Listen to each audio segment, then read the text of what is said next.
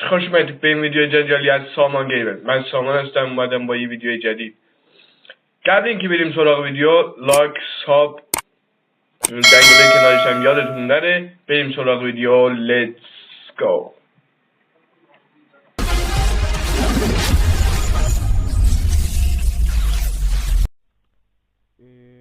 الان گوگل کروم کنیم،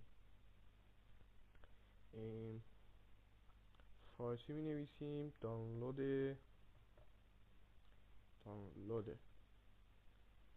ماینکرافت برای کامپیوتر. خب اولین سایتی که میاد یاس دانلود، اینو میزنیم. بدراک. خب میایم پایین میایم.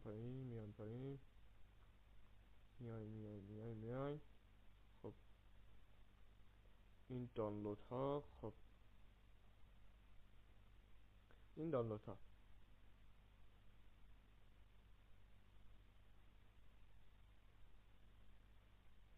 یکی هم دادم. خب اینو نوشته دانلود بازی یک بیست ماینکرافت جاوا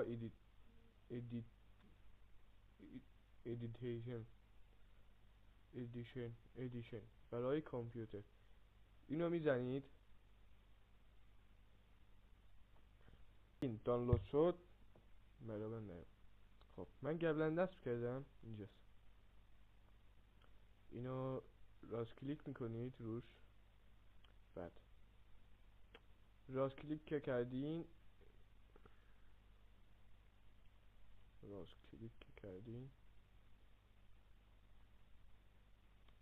اینجا اینو میزنید. بعد وینرار کو اینجا ندارم. خب وینرار، این اکسترکت فایل رو میزنید. خب الان اینجا که اوکی بزنیم برای من. خب پسوردش، برای پسورد این سایتی که رفتین کپی کردیم. خب فرقی داره.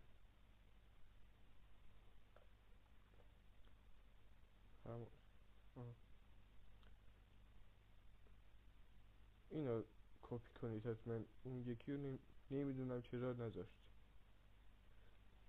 خب میذارین نصب میشه. از اینجا بیایم بیرون.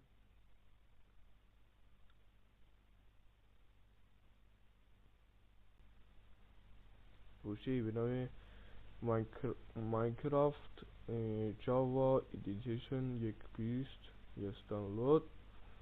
خب اینو میزنید، میرید توش. وقتی رفتین توش، اینجا یه پوش دیگه هم هست به اسم همون. خب اینو باز میکنیم. میایم پایین. اینجا نوشته ماینکرافت. خب اینو که میزنید،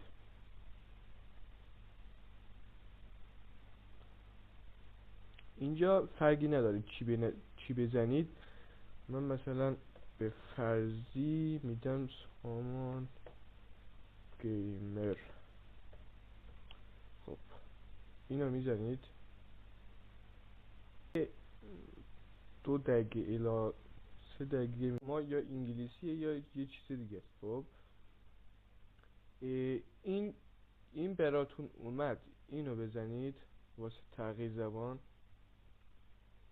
اینجا همه زبان ها هست، از انگلیسی تا فارسی. خب فارسی که گذاشتید،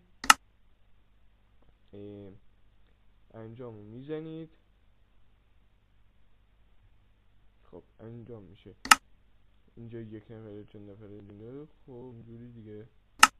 اگه اینجا نشد، میرید اینجا برای شما انگلیسیه. خب کوایت بازی رو نزنید، اینجوری تنظیمات رو بزنید.